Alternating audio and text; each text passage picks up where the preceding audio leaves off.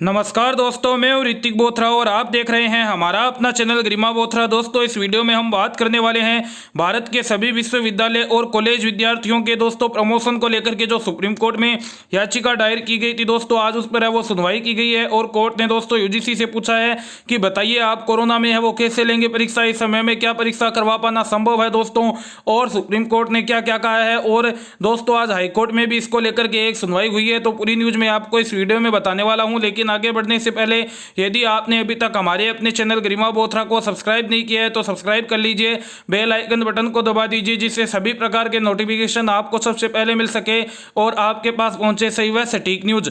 दोस्तों, मैं आपको बता दूं, जो मैं आपको न्यूज बता रहा हूं वो न्यूज 18 इंडिया की ओर से दोस्तों ऑफिशियल न्यूज आपके सामने है। आपको दोस्तों डिस्क्रिप्शन में भी है वो मैं इस ऑफिशियल न्यूज का लिंक प्रोवाइड कर दूंगा, जिससे आप खुद भी दोस्तों चेक कर सके। ये देख सकते हैं, फाइनल ईयर के एग्जाम कराने को लेकर सुप्रीम कोर्ट में हुई सुनवाई। कोर्ट ने यूजीसी से पूछा, बताइए कोरोना में कैसे लेंगे परीक्षा। देश के 13 राज्यों और एक केंद्र शासित प्रदेश की दर्जनों यूनिवर्सिटी के 31 छात्रों ने यूजीसी से के 6 जुलाई के दिशा निर्देशों के शीर्ष अदालत में है वो चुनौती देती हुई याचिका दायर की। इन याचिकाकर्ताओं में एक छात्रों में जो है वो दोस्तों एक विद्यार्थी है वो कोरोना पॉजिटिव भी पाया गया। ये दोस्तों आप देख सकते हैं, कोरोना वायरस महामारी के बीच अंतिम वर्ष की परीक्षा कराने के विश्वविद्यालय अनुदान आयोग के हालिया आदेश को रद्द करने की मांग को लेकर दायर याचिका पर सुप्रीम कोर्ट में सुनवाई हुई। सुप्रीम कोर्ट ने यूजीसी से पूछा कि महामारी की मौजूदा स्थिति देखिए। Indian council of medical council ने कहा है कि नवंबर में कोरोना का पीक सीजन आ सकता है। ऐसे में आप ऑफलाइन परीक्षाएं कैसे करवाएंगे, क्या आप छात्रों को दिल्ली बुला सकेंगे। कोर्ट ने यूजीसी से यह बताने को भी कहा है कि क्या एमसीक्यू असाइनमेंट और प्रेजेंटेशन आदि के विकल्प अंतिम वर्ष के छात्रों के लिए उपलब्ध है। तो दोस्तों आप देख सकते हैं, कोर्ट ने है वो यूजीसी पर एक सीधी दोस्तों तक है वो टिप्पणी की है, तल्ख टिप्पणी की है। दोस्तों देख सकते हैं, उन्होंने साफ साफ कहा है कि जब दोस्तों Indian medical council of India ने यह बात कही है कि जो नवंबर है उसमें कोरोना का पीक आ सकता है, तो ऐसी कंडीशन में आप ऑफलाइन परीक्षाएं कैसे करवा पाएंगे, इस बात की हमें जानकारी दीजिए।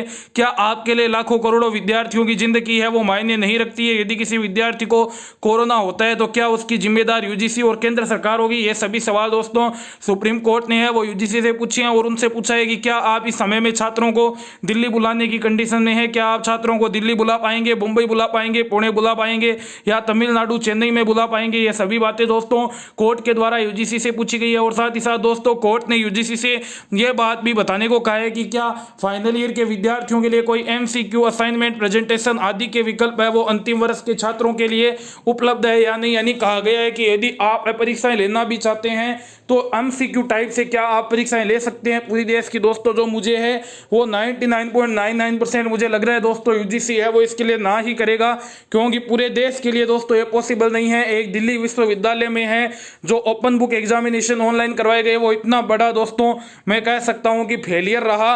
मॉक टेस्ट में इतना बड़ा फेलियर हुआ, मौकरी बनकर रह गया।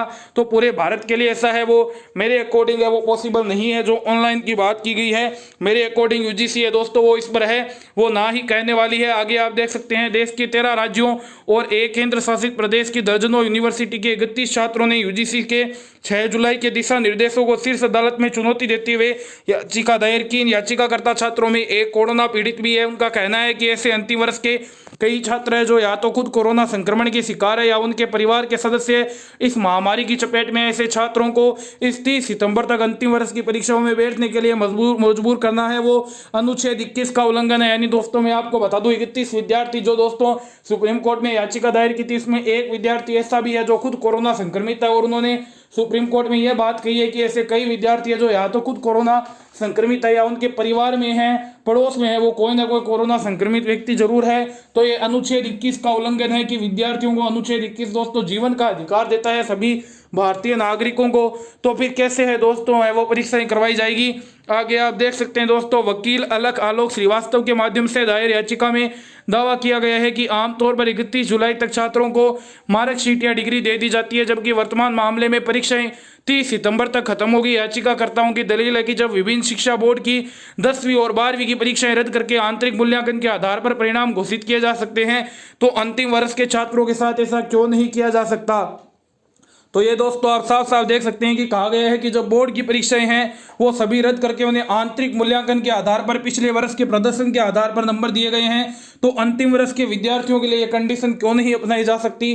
क्या उनका जीवन महत्वपूर्ण नहीं है? याचिका में कहा गया है यह ध्यान देने योग्य है कि संशोधित यूजीसी दिशा निर्देश मौलिक अधिकारों के उल्लंघन में है, क्योंकि यह परीक्षार्थियों की आर्थिक, मानसिक, शारीरिक और सामाजिक दुर्दशा को ध्यान में रखने में विफल रहा है। वे एक भारी जोखिम के संपर्क में होंगे और अविश्वसनीय रूप से सभी परीक्षार्थियों के लिए समान आधार और उपचार की उपेक्षा करके ईमानदारी के मूल सिद्धांत का बलिदान करेंगे। तो ये दोस्तों आप देख सकते हैं कि साफ साफ कहा गया है कि इससे जो विद्यार्थी है वो चाहे इकोनॉमिक रूप से हो, चाहे मेंटली हो, चाहे फिजिकली हो, चाहे सोशली हो, हर तरीके से दोस्तों जो उसके अधिकार है उसका हनन किया जाएगा। अनुच्छेद 14 का भी दोस्तों इसमें हनन होगा, जो कहता है विधि के समान सभी के लिए है वो समानता रखी जाएगी। इसका भी दोस्तों है वो उल्लंघन हो रहा है, क्योंकि आपने फर्स्ट ईयर और सेकंड ईयर के विद्यार्थियों को प्रमोट कर दिया, तो फाइनल ईयर के विद्यार्थियों को आपने है वो क्यों नहीं प्रमोट किया गया? दलीलों में उन छात्रों के मुद्दों को भी ध्यान में रखा गया है जो पहले ही एक स्थान से दूसरे स्थान पर चले गए हैं। परीक्षा में शामिल होने के लिए उन्हें वापस आना होगा, जिससे उन्हें महामारी का अधिक जोखिम होगा। यानी दोस्तों ये भी दलील दी गई है कि जो विद्यार्थी दूसरे डिस्ट्रिक्ट में, दूसरे राज्य में जा चुके हैं, अब उन विद्यार्थियों की आप परीक्षाएं हैं वो कैसे करवाएंगे यदि वो एक जगह से दूसरी जगह तक ट्रेवल करते हैं? पहली बात तो ये कि आपके द्वारा पूरे है वो संसाधन उपलब्ध नहीं है, ट्रांसपोर्ट की इतनी व्यवस्था नहीं है कि विद्यार्थी एक जगह से दूसरी जगह तक आ पाए।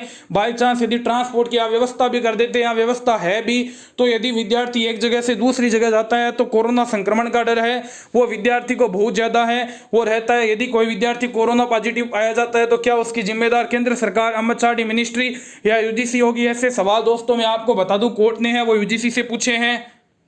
इधर दोस्तों आप देख सकते हैं कि दिल्ली हाईकोर्ट में भी सुनवाई हुई है।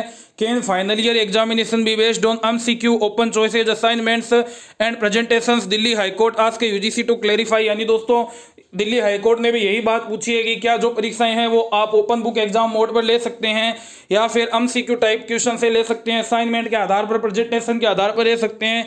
तो दोस्तों मैंने जैसा आपको कहा, मेरे अकॉर्डिंग 99% यूजीसी है वो इसके लिए मना ही करेगा, क्योंकि एक दो विश्वविद्यालयों के लिए ऐसा किया जा सकता है, लेकिन भारत में 1000 के करीबन विश्वविद्यालय हैं, उनमें ऐसा पॉसिबल नहीं है कि सभी के लिए ऑनलाइन एग्जाम ले लिया जाए। लगभग दोस्तों मैं आपको बताऊं तो 60% से ज़्यादा स्टूडेंट ऐसे हैं जिनके पास में दोस्तों ना तो स्मार्टफोन की व्यवस्था है, ना उनके पास लैपटॉप है, और यदि किसी के पास स्मार्टफोन या लैपटॉप उपलब्ध है तो भी इंटरनेट की कनेक्टिविटी दोस्तों इतनी नहीं है कि वो परीक्षाएं दे पाए। ये देख सकते हैं दोस्तों दिल्ली हाईकोर्ट ने वो सुनवाई की है और यही कहा है दिल्ली यूनिवर्सिटी को कि क्या आप ओपन बुक एग्जामिनेशन है वो सही तरीके से ले सकेंगे, क्योंकि पहले भी दोस्त आपने एक मॉक टेस्ट करवाया जो पूरी तरह से मॉकरी साबित हुआ है, उसमें है वो कोई भी प्रकार के हैं वो नियमों का ध्यान नहीं रखा गया। बीएससी के स्टूडेंट को बीए के पेपर मिल रहे हैं, साइंस के विद्यार्थी को मैथ के पेपर मिल रहे हैं, तो किस प्रकार से आप है वो ऑनलाइन एग्जाम लेंगे? ये बात दोस्तों दिल्ली हाईकोर्ट ने भी कही है। दोनों न्यूज़ों का दोस्तों मैं आपको ऑफिशियल लिंक है वो डिस्क्रिप्शन में प्रोवाइड कर दूंगा, आप दोस्तों खुद चेक कर सकते हैं जो सुप्रीम कोर्ट और हाई कोर्ट ने बात कही है। आगे भी दोस्तों इसके बारे में कोई भी अपडेट या कोई भी न्यूज़ होती है आपकी तो मैं आपके साथ शेयर करके आपको जानकारी दे दूंगा न्यूज़ 18 इंडिया, और साथ ही साथ दोस्तों बार एंड बेंच की ओर से मैं आपको है वो ऑफिशियल न्यूज़ है वो प्रोवाइड कर रहा हूं। धन्यवाद। वीडियो अच्छा लगा हो तो अधिक से अधिक शेयर जरूर करें। और जहां तक बात है कि अगली सुनवाई है वो अब सुप्रीम कोर्ट या हाई कोर्ट में कब होगी, तो उसके बारे में मैं आपको बता दूं दोस्तों कि यूजीसी को अब वो थोड़ा टाइम दिया गया है। वो टाइम कितना दिया गया है अभी तक दोस्तों कोर्ट की ओर से क्लियर नहीं किया गया है, तो अब ये डिपेंड करेगा यूजीसी पर कि वो कितनी जल्दी है दोस्तों वो इस बात का जवाब देती है जो कोर्ट ने उनसे पूछा है कि आप कोरोना के इस काल में ऑफलाइन परीक्षाएं हैं वो कैसे लेंगे, और यदि आप ऑफलाइन परीक्षाएं नहीं लेंगे तो क्या आप सभी भारत के कॉलेज, विश्वविद्यालय विद्यार्थियों की ऑनलाइन परीक्षाएं MCQ type, open book examination type, presentation के द्वारा, असाइनमेंट के आधार पर है वो ले सकते हैं? इस बात का जवाब दोस्तों यूजीसी को देना होगा। धन्यवाद।